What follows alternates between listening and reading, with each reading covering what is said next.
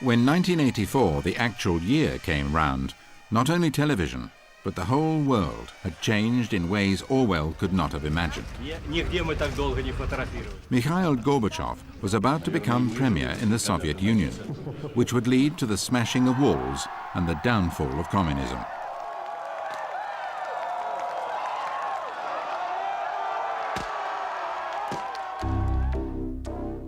(1984) was also the year that a little-known Pentagon computer network was reorganized to create a separate civilian university network. It would soon become known as the Internet.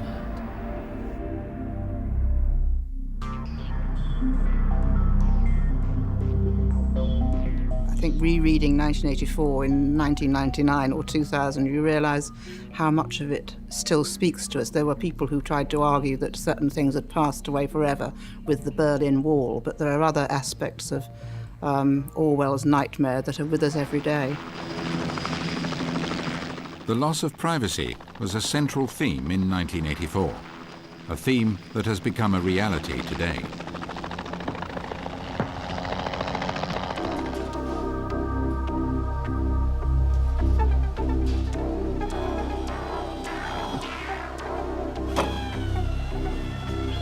There's a sense of a loss of privacy, and that you now behave differently because you believe you're being monitored, even if nobody's ever looking at the screen. And I think that's what's happening in our society that changes your sense of freedom. Orwell valued privacy. He moved to the end of the earth to keep it. Even today, 50 years later, telephone salespeople can't bother his old house. There's no telephone.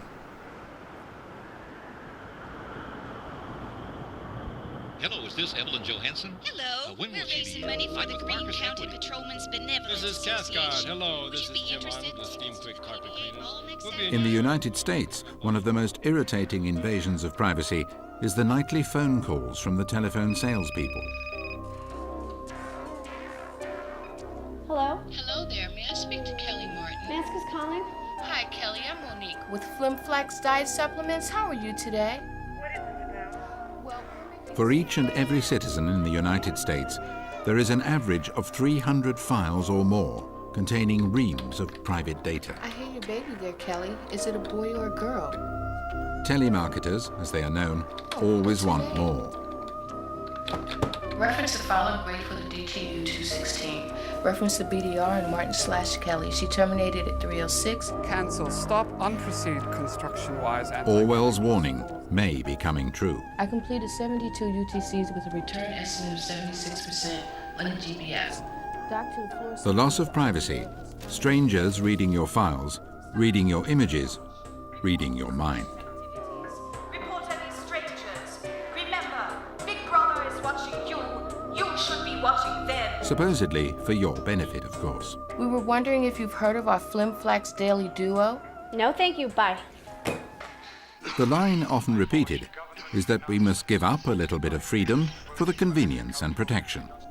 But the freedom we give up is real and known. Unknown is the true nature of the protection we receive in return. My grandparents were killed because of the gathering of information in Europe. And as a Jew especially, I worry about myself and minorities and what can be done if somebody comes into power and takes all that information and uses it. So it may be somewhat innocuous now, but the enormous power of now knowing everyone's race, religion, which videos they watch, and how many groceries they buy by just tracking their credit cards or where they've been on vacation is terrifying if it falls into the wrong hands. Winston and Julia had been living a fantasy. We are the dead. We are the dead. You are the dead. Remain exactly where you are. Make no move until you are ordered. Big Brother was watching. Now they can see us. Now we can see you. Clasp your hands behind your heads. Stand out in the middle of the room. Stand back to back. Do not touch one another.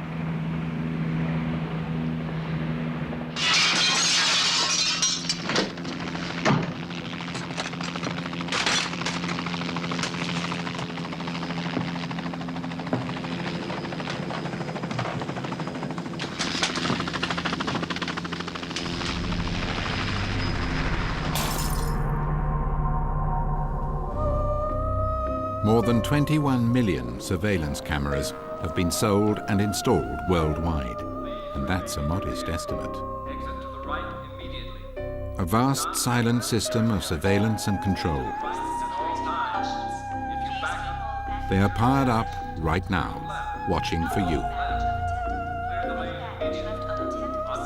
At the moment, even with millions of security cameras, our lives remain mostly private by default. Maintained because we are hiding in plain sight, surveillance of our intimate details requires too much effort, for the moment. Enemy of the people, Comrade Rosenblum, was executed for participating in a plot to assassinate Big Brother and several cabinet members. And that is the obvious flaw in Orwell's concept of the two-way telescreen. Who would watch the watchers, and who would watch them watching? In 1984, people watched people.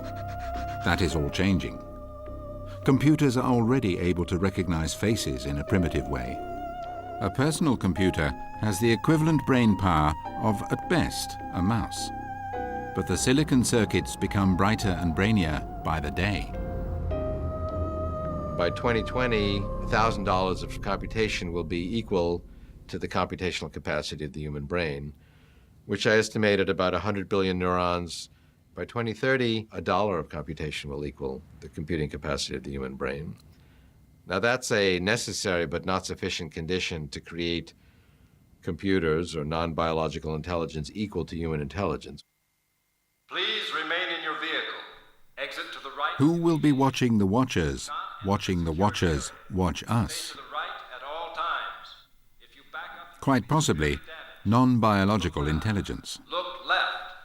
Clear the lane immediately. Objects in your... Presumably, a biological mind, human, will remain in control of the central processing. Presumably. But is that good news? I think what Orwell made us aware of is how easy it is, to transform a whole culture, a whole nation. You can take good people, the best, the brightest, the people with the best values, the most normal, the most healthy, and transform them into fascists, into totalitarian-minded individuals, or mindless individuals, into Orwellian clogs of the state. In 1971, at Stanford University, Philip Zimbardo learned just how quickly human values can shift during an experiment he had organized in the Department of Psychology. College students, recruited through newspaper ads, were divided up at random into groups of prisoners and guards. The experiment called for those designated prisoners to actually be rounded up and jailed. Zimbardo was shocked when the experiment turned truly Orwellian. You're smarter to an athlete. You get down here and do 10 push-ups. 2, 3, 4. Within 2 days, they were hitting them with the clubs, they were cursing them, they were physically abusing them. The boys, college students who were playing the role of guards had become prison guards. Were telling me these guys are dangerous, they have to be kept in chains, they have to be put in solitary confinement all night. Get in that closet then. I mean, just total loss of reality in the most Orwellian sense. Prisoner 819 did a bad thing. The study was supposed to run for 2 weeks. I had to end it in 6 days because it was totally out of control. Smoking is a privilege. Smoking is a privilege. The guards in Zimbardo's experiment had become infatuated with power. Now, there's a couple ways that we can do this. Orwell was deeply concerned about this flaw in human nature. It was his central theme in 1984.